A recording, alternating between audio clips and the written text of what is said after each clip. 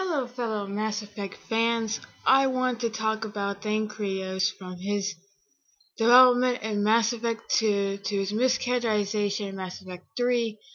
But before I start this video, which is part 1 of 4 vids covering this topic, I want to make it clear that these series of videos aren't to bash nor harass BioWare. No, these videos are to show the pure contradictions, the lack of content, and many forgotten pieces of information pertaining to the ways that Thane's disease can be prolonged or cured.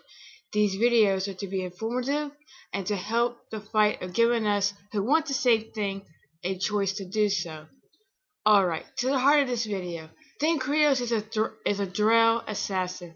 Drells are a reptilian-like race with perfect memory who were rescued by the Hanar away from their overpopulated war-torn homeworld of Rakana to the Hanar's homeworld of Kajay, but because of the Kajay's humid climate, the leading cause of death for the species is Krios syndrome, a respiratory disease that affects their lungs and spreads to their other organs. A disease the Hanar are trying to correct by creating a climate-controlled dome for the Drell, as well as working feverishly for a cure. Because of the Drell's gratitude towards their Hanar saviors, they created the compact which the Drell helped the Hanar in ways the Hanar find difficult for themselves. Thane Krios is one of the most complex characters in this game, and the most haunted and tormented.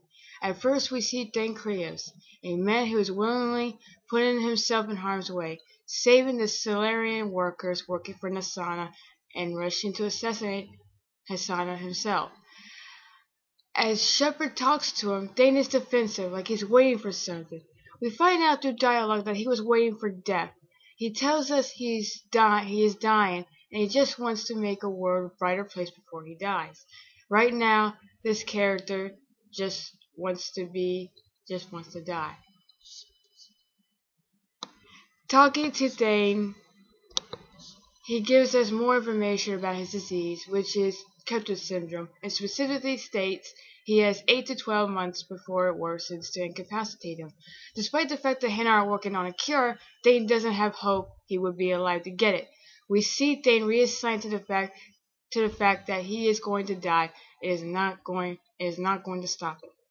But we get some interesting tidbits about his race, his intimate connections with the Hanar to the point where he learns their soul name, his polytheistic religion, and a surprise close-up of Thane's face as he experiences a cryptic memory.